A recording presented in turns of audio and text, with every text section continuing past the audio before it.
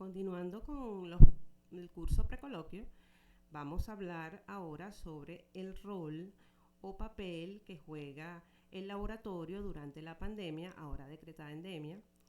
Y no solamente eso, sino qué importancia tiene para el diagnóstico, para el seguimiento, para el pronóstico de los pacientes que han sido infectados con COVID-19. El coronavirus se pensaba que era algo nuevo, y si remontamos hacia la historia, sabemos que el coronavirus históricamente afecta a animales y humanos. En el año 2012 hubo el MERS, que es el síndrome respiratorio del Medio Oriente, que tenía reservorio del camello. El SARS, que es el síndrome respiratorio agudo severo, que tenía reservorio ciertos animales. Está también el HCoV NL63 en el 2003, que en cierta forma él produjo ciertos bronquiolitis en los niños en los Países Bajos. Y ahorita en el 2019-2020 está el SARS-CoV-2, que fue en Wuhan, en China. Todo esto conlleva a que hay más de 39 coronavirus y solo 7 han podido enfermar al humano. Ahora bien, cuando el personal de salud se enfrenta a un paciente con coronavirus, se dan dos modalidades. Una de las modalidades es que el paciente tenga un cuadro clínico donde exista signos y síntomas que sean compatibles con la enfermedad, y si bien existen ciertas características que ya son bien clínicas y conocidas en el coronavirus, sin embargo, digamos que se ha descrito menos frecuentemente las alteraciones del laboratorio, que en cierta forma son más específicas en pacientes con esta infección de COVID-19. Como en otros escenarios, aquí el laboratorio juega un papel esencial que va más allá del diagnóstico de la etiología, permite establecer cuál es la severidad de la enfermedad, cuál es el pronóstico, cuál es el seguimiento, e incluso permite la monitorización del tratamiento. Si bien es cierto, es por ello que también los médicos, en cierta forma, se apoyan en el laboratorio para buscar el diagnóstico etiológico con los pacientes que tienen este cuadro. Y se puede ampliar en dos áreas. Puede hacerse un perfil genérico, un perfil con general, y otra que una vez que se logra el resultado, se puede lograr o continuar con el perfil que va a ser el confirmatorio. Ahora bien, los biomarcadores se pueden identificar mediante un análisis que sea preciso y que sea rápido. En cierta forma, esto a su vez desempeña un papel importante a la hora de diferenciar o tener un manejo oportuno. La identificación de estos biomarcadores o esta identificación de estos nuevos biomarcadores están estrictamente relacionados con la comprensión de cuáles son esos mecanismos patogénicos virales. Además, el descubrimiento de estos nuevos biomarcadores, en cierta forma, nos dan o nos clarifican cuál es el mecanismo en el cual ocurre el daño celular o el daño orgánico. En resumen, los biomarcadores específicos van a ayudar para la detección, para el manejo clínico y para la prevención de complicaciones. Algunos de los biomarcadores para el manejo de pacientes de COVID que se han identificado hasta ahora, tenemos los hematológicos, donde entran en juego los recuentos del linfocito, los recuentos también del leucocito, neutrófilos, la relación entre ellos, los biomarcadores inflamatorios, donde entra la proteína C reactiva, la ferritina sérica, la velocidad de sedimentación globular, y en otra la procalcitonina cuando se refiere pues a alguna patología adicional. Los inmunológicos, la interleuquina 6, y los bioquímicos, el dímero D, la troponina, la creatinquinasa y el aspartato aminotransferasa. Se han descrito 3 fases importantes en el COVID-19. Una fase 1 llamada fase de infección, la fase 2 pulmonar y la fase 3 que es de hiperinflamación. En el caso de la fase infecciosa es donde el paciente, podemos tener un paciente asintomático o con síntomas e incluso puede estar infectado o sobreinfectado por un proceso bacteriano asociado a lo que sería la infección. Y está la fase que es más temida, que es la fase respiratoria, donde allí entra en juego un grado de inflamación activa con altos fenómenos trombóticos en cierta forma, y que hace que se predizca una evolución tórpida. Esta es la fase en donde se pueden establecer los perfiles inflamatorios y los que están relacionados con la hemostasia. En la fase de hiperinflamación es donde entra en juego, se producen alteraciones de ciertos órganos, y allí es donde se determinan las pruebas de laboratorio, donde haya perfil renal, el perfil hepático, el LDH, la ferritina, la proteína C reactiva, la interleuquina 6 y el dímero D. Tenemos que tener bien claro que en el momento que se toman las muestras para las pruebas de laboratorio, tenemos que tener presente que el paciente puede estar en diferente tiempo o fase del proceso de la enfermedad. Puede estar en la primera fase, donde en cierta forma es la fase infecciosa, el paciente puede ser asintomático o sintomático.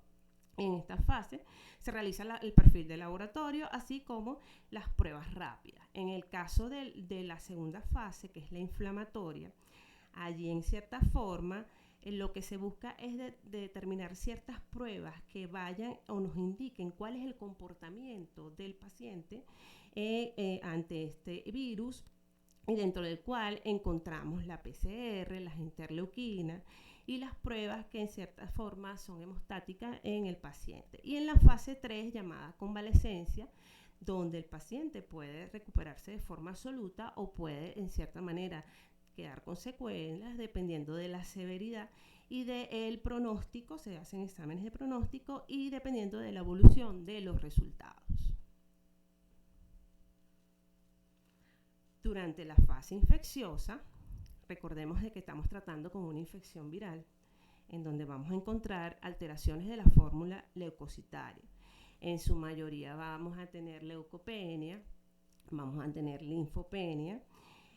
También vamos además se dan casos en que hay aumento de los leucocitos, pero eso es debido a una sobreinfección que se da en algunos pacientes y que por supuesto permite que los leucocitos estén elevados. Muchos presentan disminución de las plaquetas, una trombocitopenia. Hay alteración del funcionalismo renal y hepático, que se puede evidenciar con el aumento del boom y la creatinina.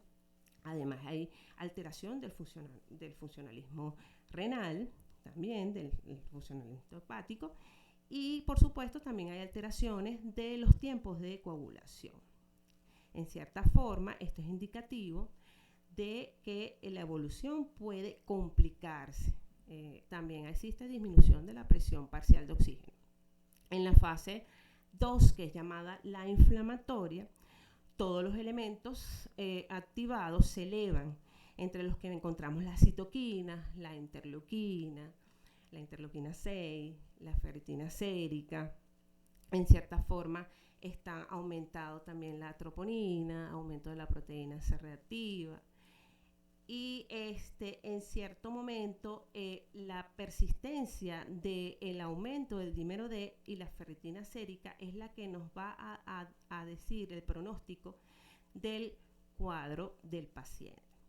En la fase 3, que es la convalescencia, podemos apreciar de que existe una disminución ya de los parámetros ya mencionados, como es el dímero D, la proteína C reactiva, la ferritina sérica, la disminución de la interleuquina 6 y la procalcitonina. Sabemos ya un poco sobre la evolución de esta enfermedad, pero sí sabemos y tenemos bien claro de que existen ciertas pruebas de laboratorio que nos van a indicar que el paciente no está evolucionando de la mejor manera. Y uno de estos marcadores, tenemos el dímero D, tenemos la linfopenia, la filtración de tasa glomerular, la PCR, la ferritina, la BCG elevada. Estos estudios recientes de científicos, digamos investigadores italianos, han demostrado de que la ferritina es capaz de activar macrófagos, y estos a su vez este tipo de glóbulos blancos que forman parte del sistema de la inmunidad innata, y digamos que son la primera línea de defensa del cuerpo, en el cual se pone en manifiesto de que existe una hiperferritinemia en pacientes, incluso con patologías que presentan shock séptico, con pacientes que presentan síndrome antifosfolipídico. En fin, esto se ha caracterizado por la activación de los macrófagos. Cuando se activan los macrófagos, comienza una liberación de citoquinas, y esto es una categoría, digamos, de moléculas de señalización que median y regulan la inmunidad, que en concentraciones bajas o concentraciones en el organismo son seguras, y que regulan en cierta forma y nos ayudan y nos protegen contra los virus y las bacterias. Pero cuando eso se eleva, llega a concentraciones altas, produce una tormenta de citoquina, y esto puede ser letal para digamos, todos los pacientes, especialmente los pacientes de la tercera edad. Vemos también la BCG elevada. Este es un estudio que es publicado en Lancet en marzo del 2020. Ellos en la población de Wuhan en China, y se puede observar de que existe una persistencia en los perfiles de laboratorio. Determinaron el pronóstico y la mortalidad de los pacientes. Es por ello lo importante que es el seguimiento desde el punto de vista paraclínico. Es importante porque podemos predecir que el paciente no está respondiendo de manera adecuada. Fíjense con el estudio, como los que están en rojo son los que lamentablemente no salieron airosos, y fíjense, están todos los marcadores, y sí hay una importancia relativamente interesante en las determinaciones de estos perfiles para pronóstico y mortalidad de estos pacientes. En esta gráfica podemos apreciar que existen pruebas moleculares y pruebas serológicas rápidas para COVID. Está el test PCR, donde se toma una muestra llamada respiratoria. Allí se detecta el ARN del virus, un fragmento de material genético de un patógeno o un microorganismo. En el caso de las test rápido hay dos variedades. Está la muestra sanguínea, donde allí se va a detectar los anticuerpos producidos frente al virus, y está de la muestra respiratoria, se detectan proteínas del virus. Esta prueba es menos sensible, y aquí podemos apreciar en cuanto a las dos pruebas, ¿verdad? La que es más sensible y la que es mucho más específica, en el caso de que detecta el ARN del virus, el material genético del patógeno o microorganismo. En esta gráfica podemos apreciar, ¿verdad?, el comportamiento de las inmunoglobulinas durante la enfermedad del COVID. Entonces,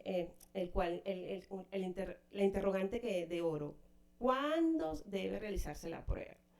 Existen varios estudios que confirman que existen anticuerpos neutralizantes contra el SARS-CoV-2, aunque aún no se ha determinado con esa exactitud cuándo comienza a elevarse el inicio de la clínica, ni la duración de la inmunidad. Sin embargo, en el COVID-19 podemos apreciar las gráficas, ¿verdad?, desde cuándo comienza la inmunoglobulina M a aparecer, al igual que la inmunoglobulina G.